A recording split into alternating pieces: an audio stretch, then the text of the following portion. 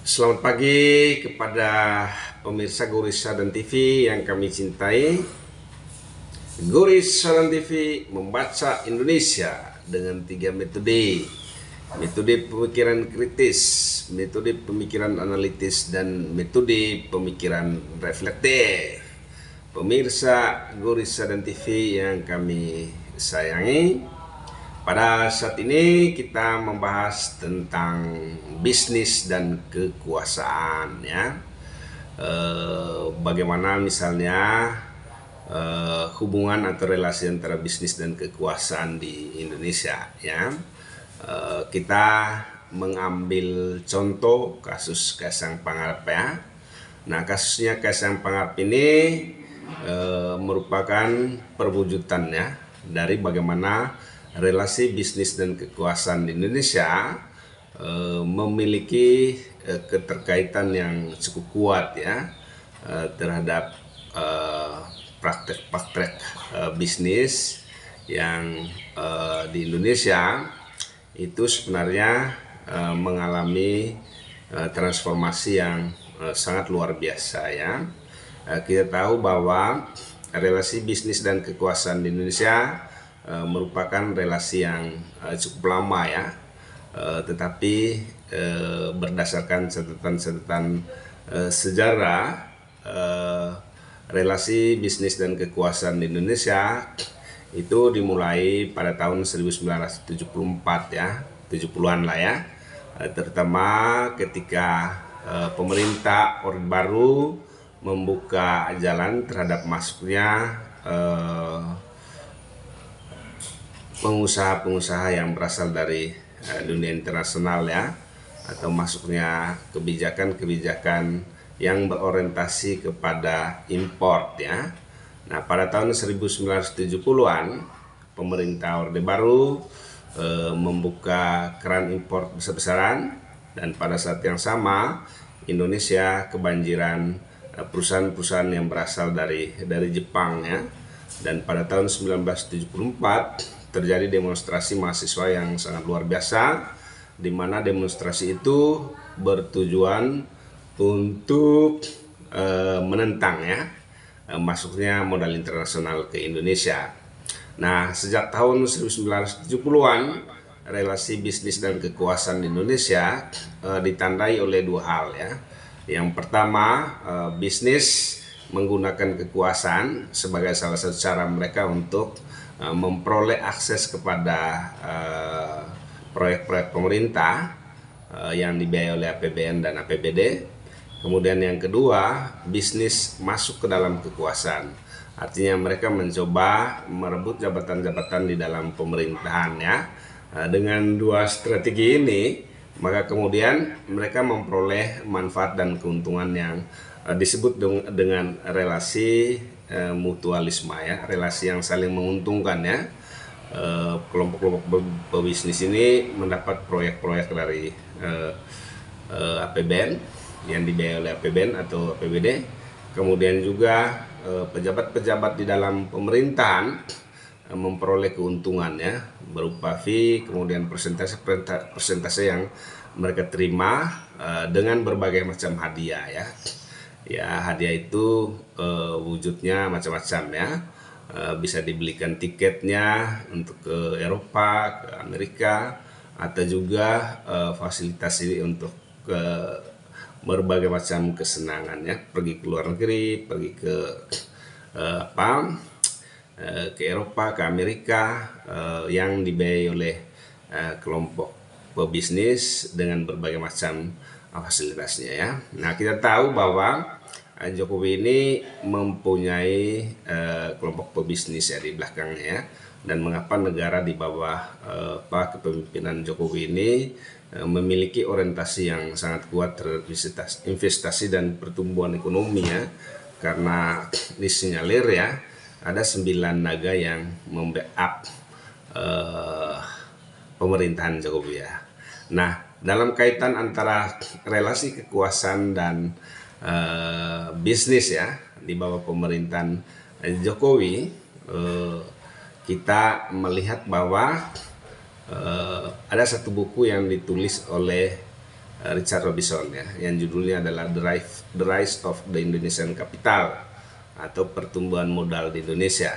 Nah, Richard Robinson mengatakan bahwa modal-modal yang berkembang di Indonesia itu adalah modal-modal komprador ya, modal-modal ekonomi komprador, modal-modal ekonomi yang berbasis kepada modal-modal internasional ya.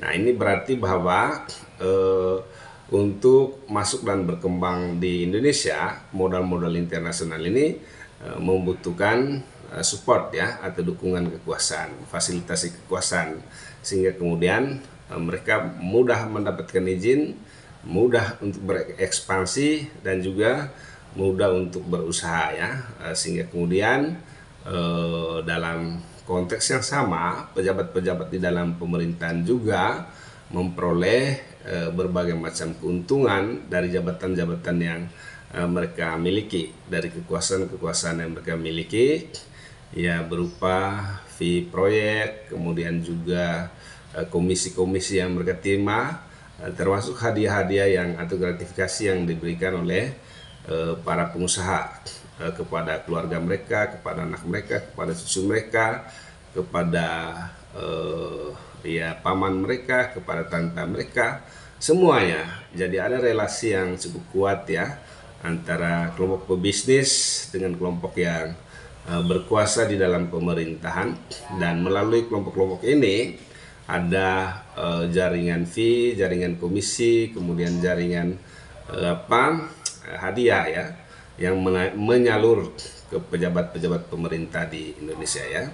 Nah, Yosiara Kunio itu sudah lama mengatakan bahwa pertumbuhan bisnis dan ekonomi di Indonesia itu adalah pertumbuhan bisnis dan ekonomi yang bersifat semu ya. Nah, dalam konteks pertumbuhan bisnis dan ekonomi yang bersifat semu ini, Yosiara mengatakan bahwa modal yang berkembang di Indonesia itu adalah modal yang mudah sekali untuk diterpa oleh krisis ya, oleh capital flight atau pelarian modal ke luar negeri. Mengapa? Karena mereka memiliki ketergantungan yang sangat tinggi terhadap kekuasaan-kekuasaan yang ada di dalam pemerintahan ya. Jadi dengan kata lain, Yosiara Kunio mengatakan bahwa kekuasaan ini memberikan support ya, memberikan perlindungan yang cukup kuat terhadap bisnis-bisnis yang berkembang di Indonesia ya, sehingga bisnis itu begitu cepat tumbuh, begitu cepat untuk memperoleh keuntungan karena mereka didukung oleh pemerintah ya, melalui proyek-proyek APBN, melalui proyek-proyek APBD ya. Dan pada saat yang sama mereka yang berkuasa di dalam pemerintahan tidak hanya memperoleh komisi fee dan juga hadiah-hadiah ya atau gratifikasi, tetapi juga memperoleh jaringan bisnis, kemudian juga jaringan kekuasaan yang membuat mereka berkembang biak ya, sangat luar biasa. Dan yang paling menarik adalah bagaimana relasi bisnis dan kekuasaan di Indonesia. Nah, menurut saya ada dua relasi bisnis dan kekuasaan yang kuat di Indonesia. Yang pertama adalah relasi yang modelnya negara menggerakkan kapital ya. Jadi pada umumnya pemerintah mengeluarkan atau mengajak investasi ke Indonesia secara berlebihan ya, kemana-mana kampanye tentang investasi dan lain-lain sebagainya. Dan ini adalah sebuah model di mana negara mendrive ya, atau menggerakkan investasi. Nah, yang kedua adalah bisnis menggerakkan investasi. Nah, pada dua kasus ini kita melihat bahwa kasus yang pertama ada upaya yang cukup serius, terutama dari kelompok yang tidak memiliki modal yang kuat untuk merebut negara ya, merebut kekuasaan, sehingga pada saat yang sama mereka punya peluang yang besar untuk mengoperasikan kekuasaan, mengendalikan bisnis, dan juga mengkooptasi ya proses-proses yang terjadi di dunia bisnis ya. Dan yang kedua adalah bisnis mengendalikan kekuasaan. Pada saat ini mereka melihat bahwa kekuasaan itu bisa dijadikan alat politik ya. Kekuasaan itu bisa dijadikan alat kelompok bisnis, alat ekonomi, Kemudian kekuasaan itu dikendalikan sedemikian rupa supaya bisa bekerja sesuai dengan kepentingan dari mereka yang memiliki bisnis ya. Demikian saja pemirsa Guru Sadan TV. Jika Anda suka dengan video yang kami sampaikan, jangan lupa like, subscribe, dan share ya. Katakan kepada teman kelompok Anda bahwa Guru Sadan TV mencerdaskan Indonesia. Terima kasih, sampai jumpa.